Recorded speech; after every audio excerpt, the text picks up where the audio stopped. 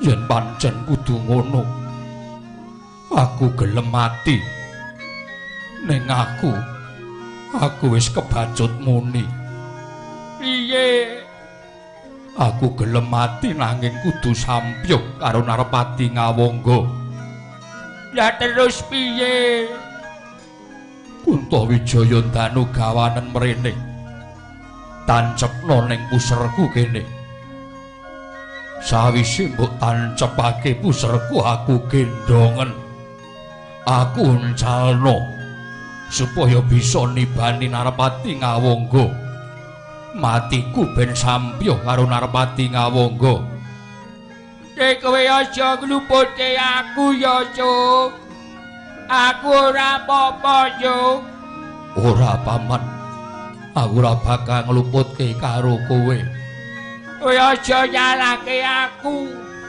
kowe aja nglerokke aku ya Cuk kowe aja iki gila pusakane kene tancepno ning puserku kene tancepno ning puserku kene piye iki aku ora mencala kok nancepke aku ora mencala Cut kowe anakku aja yari aku ora bakal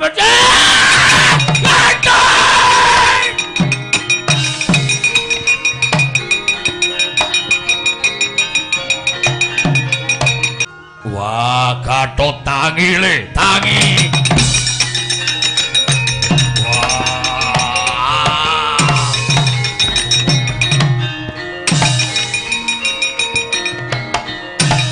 wah Kresna kakangku sing jalari patine Gatot Karna kakangku ora jenak aku mapan ning Tegal Guru yen ora gecek sirahe Karna kakangku Werkudara durung titi wancine tak gelak wancine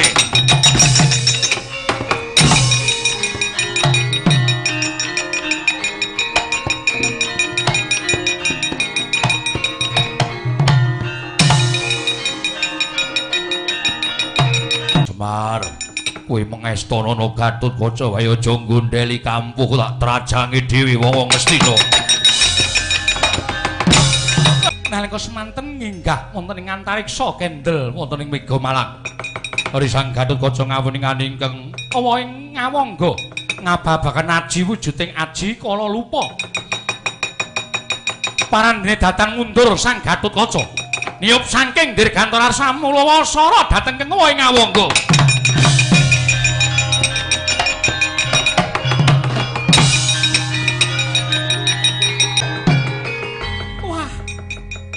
Paman sareng kula ngedalaken Kyai Naracabala wiwit kula matek aji kala lupa satemah pabaratan Padang Jinglang Gatotkaca saged kula wuningani lajeng kula udani Kyai Naracabala udan panahing antariksa Gatotkaca kacibuan lah kok elokipun wonten wujud Gatotkaca 1000 cacahipun ngantos ngantariksa menika kebak Gatotkaca belajan tukang sulap tenan anak-anak Pandhawa menika pancen digdaya sedaya. Mila sampun ngantos dipun remehaken. Wah, kula mlajar ngalen dipun samber. Kula majar ngidul dipun samber, kula mlajar dipun samber. Ngantos meh kemawon kula menika mboten saged endo. Menawi kenging tentu kula sampun pejah paman. Lah menika. Janjanipun panjenengan menika kula caosi prisa. Gatotkaca menika wonten pengapesanipun. Menapa?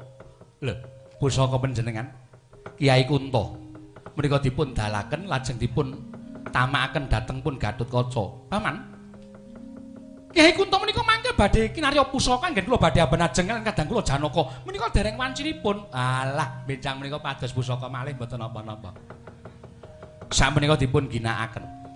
Panjenengan tartemtu nggih mboten badhe mangkenipun menawi ngantos kalah kaliyan pun Gatotkaca menika mangke bebarang wirang lho nggih.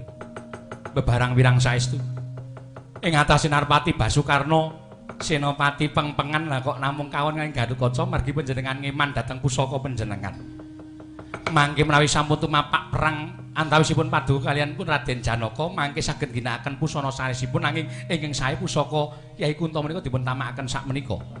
Oh, napa kedah mekaten Kula kinten mekaten. Kula kantun derek. Nanging kula badhe nitih kreta margi kula mlayu majar kalah cepet kaliyan prajaripun Gatotkaca. Oh nggih, monggo.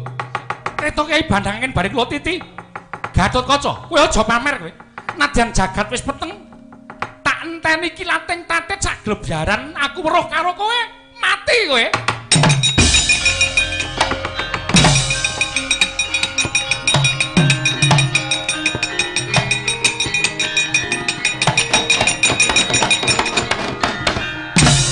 Angentosi carating tandhit nenggih Sang Narpati Basukarna. Nalika semanten nitih kreta Kyai Bandhanging dupi wonten gebyaring tatit sak kleraman. Mas paosaken ing inggil prawaca wujuding risang Gatotkaca. Kyai Kunto dewasa lumebas saking langkape kebat kaya kilat kesih pindha tatit.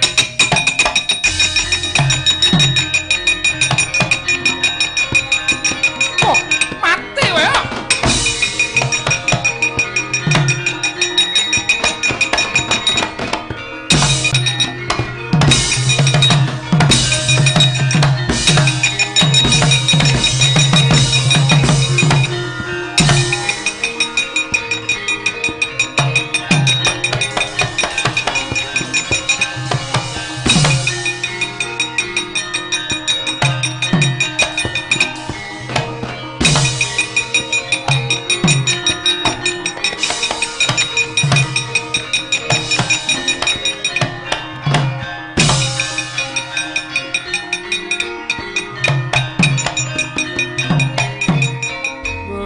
Cocok apa kanjeng Dewa.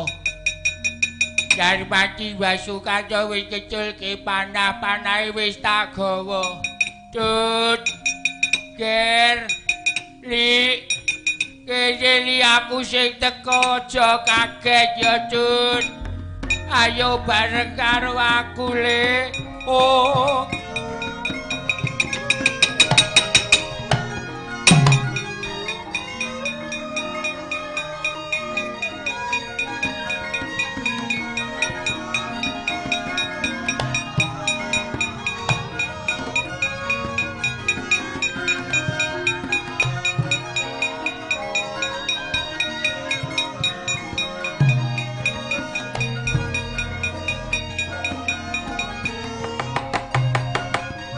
ingkang lenggah madyaning Mega Malang. Lamat-lamat kumuwung katon tejane. Nenggih ingkang sisingidan madyaning Mega Malang. Raja putraing Pringgandani Raden Gatotkaca. Ingkang dedel ngawiyat aling-aling mendung ngoncati Narpati Basukarna ingkang liga Kyai Kunto. Dadak sakuling mangke ingkang miyak kang mendung temah melok datanpa aling-aling nenggih risang kala bendana nyaketi ungganing Sang Gatotkaca. Dupi midhangan sabdanipun ingkang eyang anjelih karuna Sang Gatotkaca. Li aku sing teka kowe aja delik Gatut. Ger Cung kowe tak enteni suwe lho Cung, aku sing metuke karo kowe Cung. Paman kala bendana.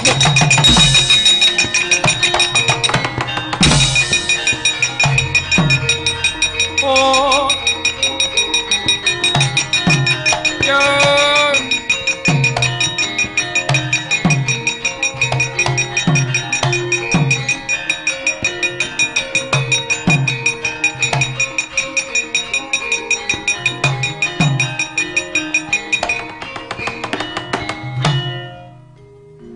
Paman kala bendana. Iya Lik, aku sing teka nak. Apa Paman teka arep males aku? Ora Gen, kowe anakku, aku wong tuamu. Kowe mutangke aku apa aku arep males? Apa aku arep nagih? Ora pisan-pisan Ger, aku mau kedayawan dewa. dewane kandha karo aku. Nek kowe mengko ditimbali munggah marang tempat suci karo Hyang Marbudengrat, aku kon mapak kowe, aku kon mencuk kowe, Cuk. Yen ngono, sing jalari aku mati Paman Kala Bendana. Nek pancene ora ya, Gen. Ning karepe dewa kon ngono. Yen lahir batin aku ora, Cung, ora ketang sak gebyane Catit. Yen aku ora nyanani jare kowe malah duwe utang karo aku. Jur jalarane kurang suci pati muli. Paman Kala Bendana. Iye. Sing arep nggo mateni aku apa? Aku gawa Jemarike Narpati Kawangga. Gawa apa? Gawa Jemarike Narpati Kawangga. Jenenge apa? Jarine dewa jenenge Kuntawijaya Danu. Mati tenan.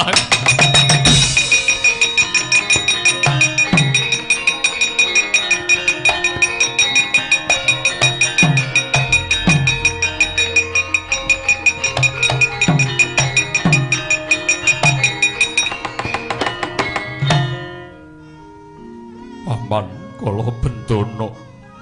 Apa, Cuk? Kacun, kowe aja nangis ya, Le. Aku ora apa-apa, aku mung saderma. Aku mung saderma karo dewa ya, Li. Aku mung dikon karo dewa, aku ora apa-apa, Gen. Cetha yen paman dadi lantaran aku mati. Sepira luputku sing gedhe pangapuramu ya, Cuk. Paman, Apa? yen pancen kudu ngono, aku gelem mati. Ning aku wis kebacut muni. Piye? Aku gelem mati nanging kudu sampyuh karo Narpati Ngawangga. Lah terus piye? Kuntawijaya Danu gawanen mrene. Tancepna ning puserku kene. Sawise mbok tancepake puserku aku gendongen. Aku uncalno supaya bisa nibani Narpati Ngawangga. Matiku ben sampyuh karo Narpati Ngawangga. Kowe aja ngluputke aku ya, Cuk. Aku ora apa-apa, Cuk. Ora, Paman. Aku ora bakal ngluputke karo kowe. Kowe aja nyalahke aku. Kowe aja nglerokke aku ya, Cuk. Kowe aja iki gila pusakane. Kene. Tancepno ning puserku kene. Tancepno ning puserku kene. Piye, Li? Aku ora mencala kok nancepke. Aku ora mencala, Cut. Kowe anakku. Aja ya, Li, aku ora bakal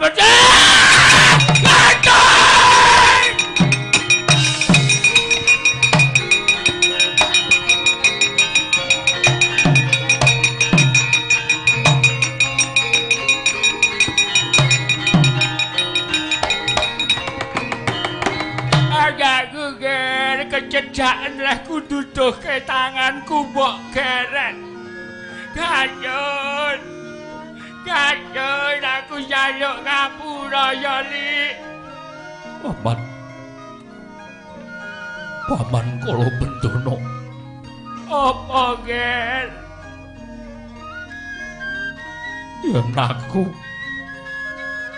Yen aku wis mati. Yen aku wis mati tenan. Wangsiten Wangsiten paman. Iye. Suwono ngapura karo Kyayine Jodipati. Wis ngukir jiwa ragaku. Karo ibuku aku njalukno ngapura kae sing gembol aku paman. Iya Ger. Iya Tun, aku njaluk ngapura ya Li. Wis kaki aku gendongen uncalno dimeni bani kretane Narpati Ngawangga. Aku pengen mati sampyuh karo Narpati Ngawangga. Ayo Ger, aku njaluk ngapura ya Li. Ayo. Piye ta Cung?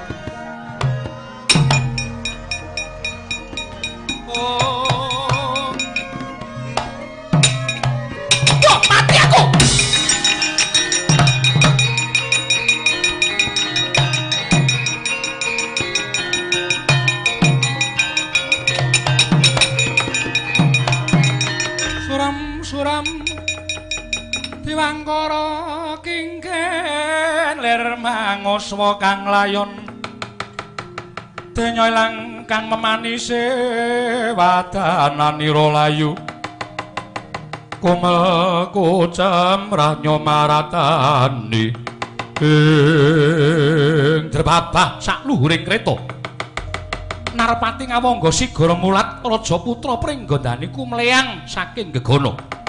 Sigra tinggal gelanggang. Sang Arya Gatotkaca ndawahi kreta-kreta remuk rempu kuda pejah. Ujaring para pawarta dangu-dangu saya padhang. Brang wetan sumamburat temah kawanguran Sang Gatotkaca geger para Pandhawa. Oh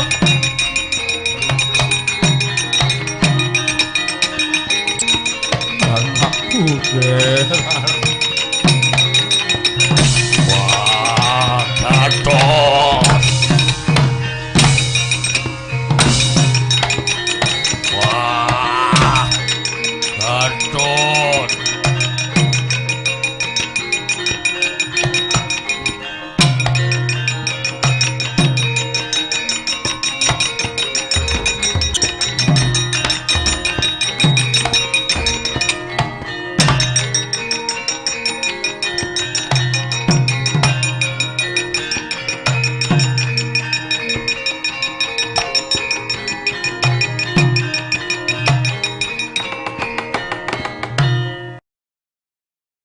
kowe mati le wis dikandhani aja metu-metu wantenono bapak le aku ya mati wae Werkudara Kresna ora kanggo piye ora perlu mbok tangisi wah Gatot nek ora gelem urip aku sisan patenono Kresna kok sik to sawangan dhisik anakmu kuwi sawang piye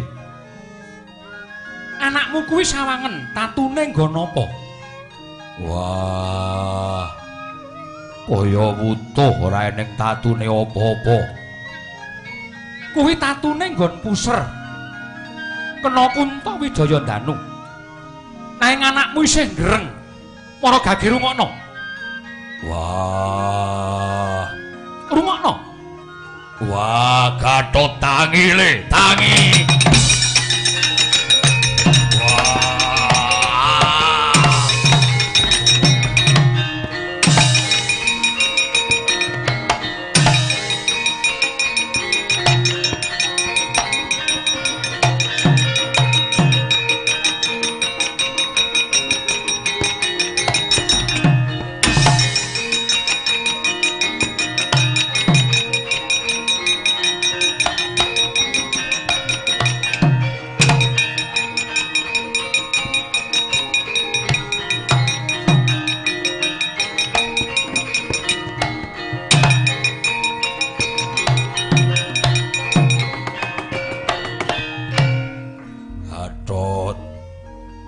Tangiyo le.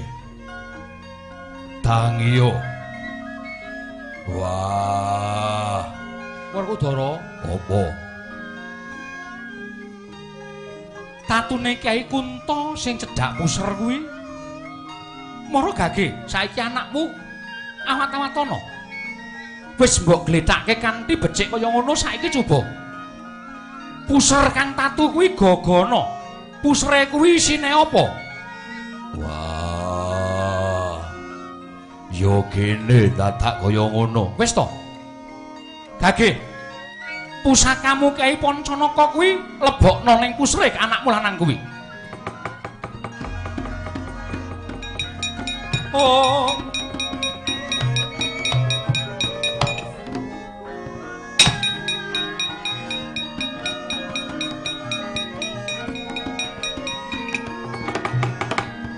Sigra Sang Bratasena. Ya Sang Werkudara manjingaken kuku Pancanaka mring pusering Sang Tetuka. Kaya limpating Nalindra Ndrawati. Lamun ingkang gereng yekti Aji Brajamusti. Kacarita sirnaning Aji Brajamusti kedah dipun sirnakaken dening Raden Bratasena. Wusnya ginagohan punang puser. Sirna suwanten sareng lan sirnaning Aji Brajamusti.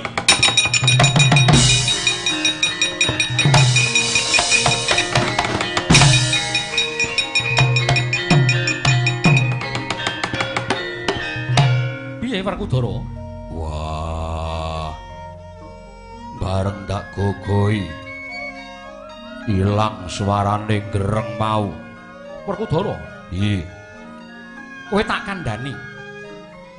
Sing sakbenere sedulurmu Ipe Pringgondani klebu kulawarga Gatotkaca, Arimba-arimbi Brajadenta Brajamusti, kala Bendana kuwi bocah Pandhawa. Pandhawa cacahe 5, wadone 1. Mula jenenge Pandhawa madhangake. 1 Prabu Arimba, 2 Arimbi, 3 Brajadenta, 4 Brajamusti, 5 kala Bendana. Bareng anakmu dadi ratu, kudune Brajadenta sing dadi patih, nanging padha mati sampyuh. Manjing ana anakmu banjur dadi aji-aji. Dene sirnaning Aji Brajamusti kudu saka turasing Prabu Pandhu. Sabab aji-aji mau kagunganing Prabu Pandhu ingkang kaparingake marang Prabu Trembaka duking muni. Wah. Yen ngono sing nyampurnake anakku kuwi malah aku. Lho, dudu kowe Dimas. Mong Aji mau aja nganti ngrendeti lakune anakmu Werkudara. Wah, Kresna kakangku. Sing jalari patine Gatot. Karna kakangku. Ora jenak aku mapan ning Tegal Guru. Yen ora gecek sirahe Karna kakangku. Werkudara.